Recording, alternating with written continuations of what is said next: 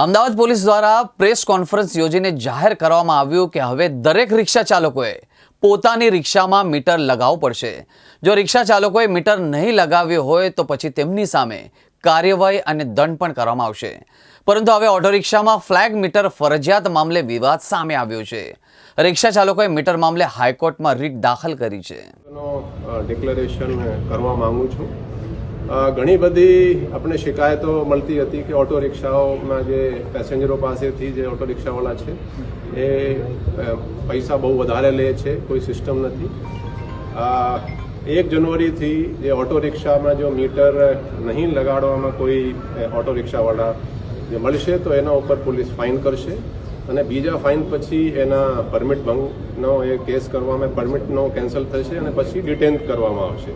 એટલે આ ડિસેમ્બર માસ છે, અત્યારે હું તમામ ઓટો રિક્ષાવાળાના ડ્રાઈવર અને ઓનર્સને અપીલ કરું છું કે તમે એમાં મીટર લગાડો। અને ઇન્ટરેસ્ટિંગ વાત શું છે કે દર વર્ષે જે ઓટો રિક્ષા છે એનું રિન્યુઅલ થાય છે આરટીઓમાં।